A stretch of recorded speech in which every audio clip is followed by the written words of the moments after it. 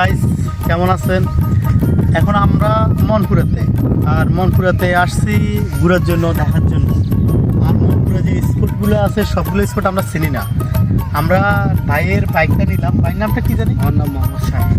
মোহাম্মদ শাহিন। এই বাইকটা এই মনপুরাতে যতগুলো পর্যটক কেন্দ্র আছে এবং সব রাস্তাঘাট চিনা, এবং মনপুরাতে যদি এই পর্যটক কেন্দ্রগুলো যদি ঘুরতে দেখেন তাহলে এই বাইকটা ইচ্ছে করে নিতে পারেন।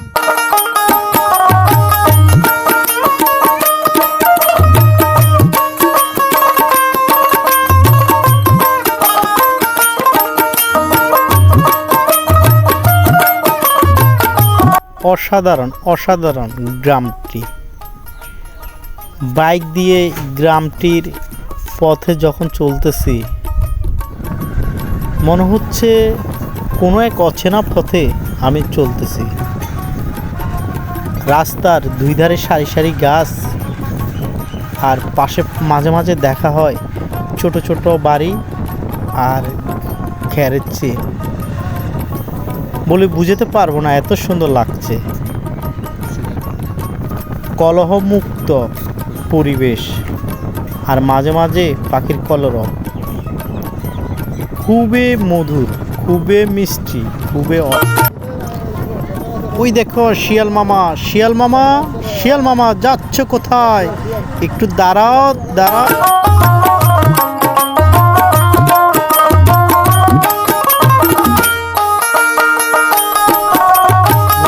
চলে এসেছি সারি সারি নারকেল গাছের রাস্তায়। এটা আরেক এক অসাধারণ পথ, যেটা একদিকে সারি সারি গাছ, নারকেল গাছ, আরেক দিকে হচ্ছে কেওড়া বন, আরেকদিকে হচ্ছে ছোট একটা খাল। চলতে চলতে সেটা মিলে গেছে সমুদ্রে। কি না অসাধারণ লাগছে।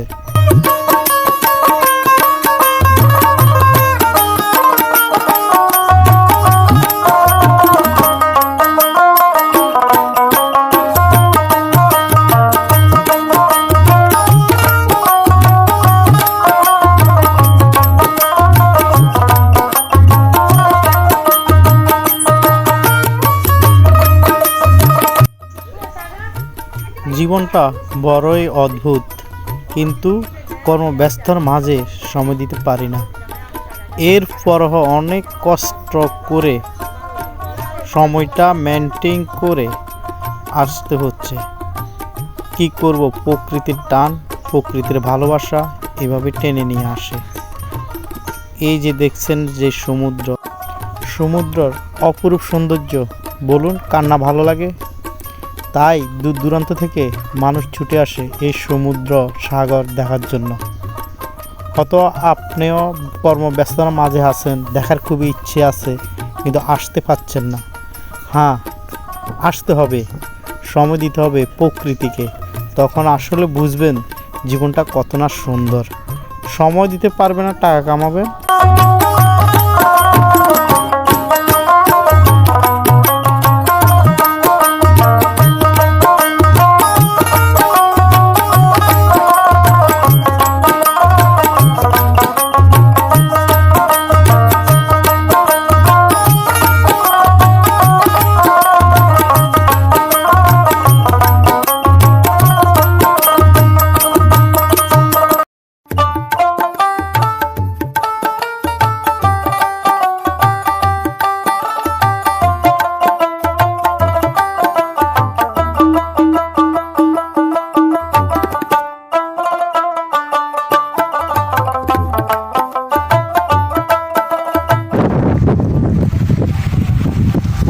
পেয়েছি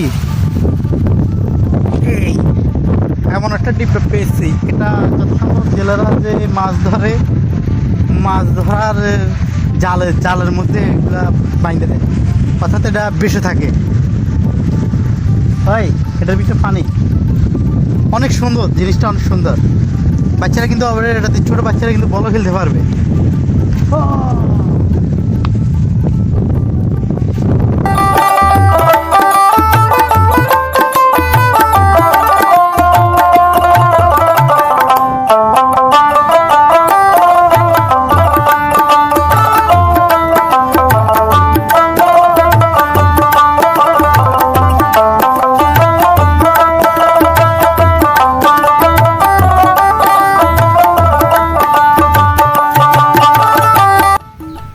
এই যে নৌকাগুলো দেখছেন, সারি সারি অনেকগুলো নৌকা, এগুলো কিন্তু সাগরের নদীর।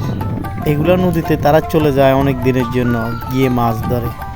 আমরা নদী যে মাছগুলো খাচ্ছি বাজার থেকে, এটা তাদেরই অবদান। তারা অনেক কষ্ট করে মাছগুলো নদী থেকে ধরে আনে, তারপর বাজারে বিক্রি করে। এদিকে দে, এদিকে এটা হচ্ছে গরুর দুধ শ্যামাই। রে বেটা মোষের দুধ।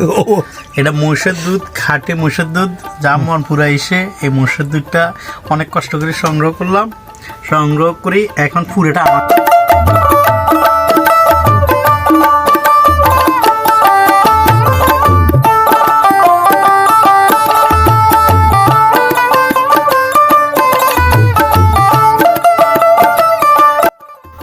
বন্ধুরা, কিছুক্ষণ অপেক্ষার পরে আবার অজানার উদ্দেশ্যে বাইক নিয়ে চললাম।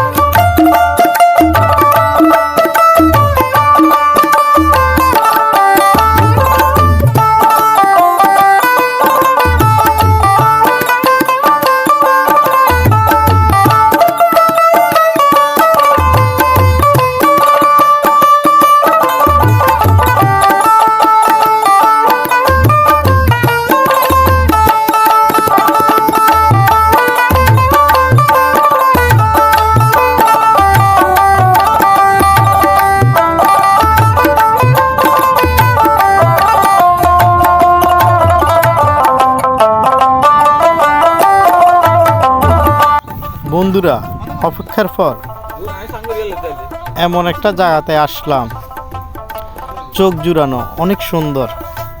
এটা হচ্ছে ওই যে দেখছেন বড় টলার মতো, ওটা এখানে কাজ চলছে বেরির। এইখানে মনপুরা পুরাটা একটা বেরি হবে পাথর দিয়ে, এবং পর্যটকরা বসার জন্য স্থানটা করবে, অনেক সুন্দর। আর বেরির ভিডিওটাও আছে, বস্তা দিয়ে দিয়ে রাখছে। ওই যে দেখা যাচ্ছে ওটা। আর এদিকে আসেন, আমি দেখাচ্ছি।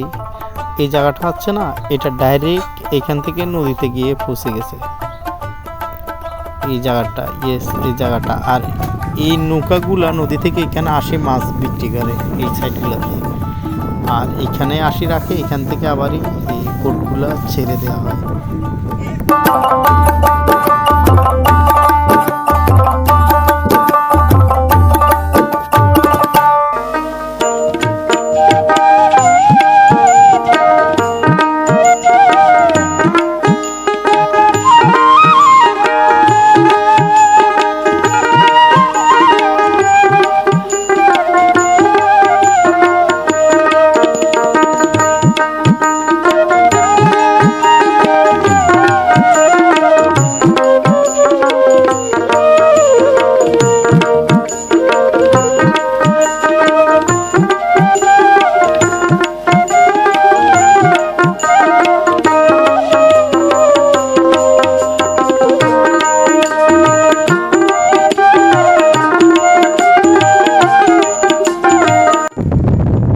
এটা হচ্ছে মনপুরার মেন স্পট। আর এই যে ইয়েটা দেখছেন, এই নদীটা দেখছেন, এই নদীর এখানে আগে মেলার মতো হতো, অনেকগুলো ছাতা টাতা দিয়ে এবং পর্যটকরা বসার জন্য অনেকগুলো স্থান হতো এখানে। এখন বর্তমানে এদিকে মোবাইলটা ধরো, এই যে বেরিটা দেখছেন, এই বেরিটা হতেছে, বেরিটা পুরো চারিদিকে হবে বেরিটা, আর বেরিটা অনেক সুন্দর হবে, বসার স্থান থাকবে এখানে, পাথরের ডালা দিয়ে করে বেরিটা পর্যটকের জন্য খুব সুন্দর একটা হবে এই জায়গাটা।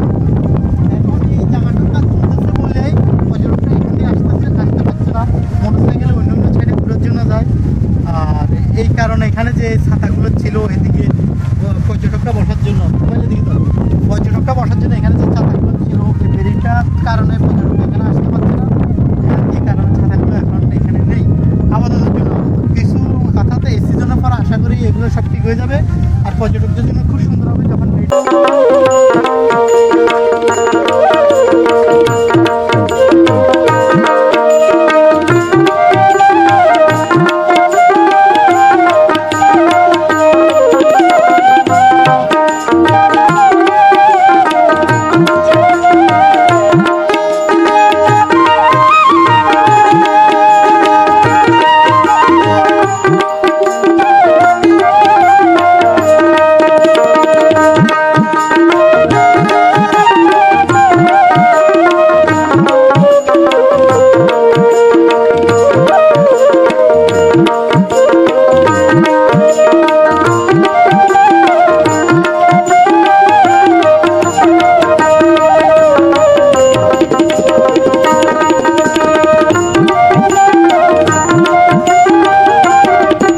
বন্ধুরা, আমাদের মন পুরা অল কমপ্লিট, ঘুরা শেষ। আমাদের বাইক ভাই আমাদেরকে সমস্ত স্পটগুলা, সুন্দর জায়গাগুলা ঘুরেছে এবং খুবই খুশি আমরা, যে জায়গাগুলো আমরা চিনতাম না এবং কোনো ইউটিউব চ্যানেলে আমরা যে স্পটগুলো পাইনি, কিন্তু বাইয়ের সব স্পটগুলো চিনে, তাই বাইরের বাইকটা নিয়েছি। আমাদের স্পটগুলো ঘোরা ও সুন্দর হয়েছে, তার জন্য আমরা খুবই খুশি। এখন আজকের জন্য আমাদের মনপুরা 2 এখানে শেষ।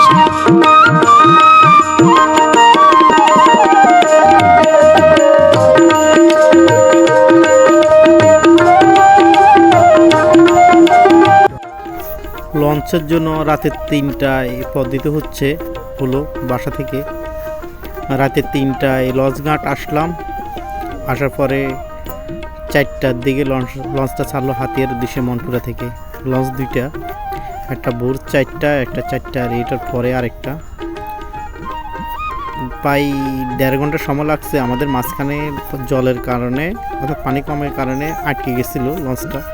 এরপরে আবার যখন জোয়ার আসছে লঞ্চটা আবার চলা শুরু করলো। এরপরে হাতিয়ার চলে আসলাম আর কি, তারপর বাড়ি। আমার ভিডিওটা বড় হওয়ার কারণে আমি 2টা খণ্ড করব, প্রথম এবং দ্বিতীয়।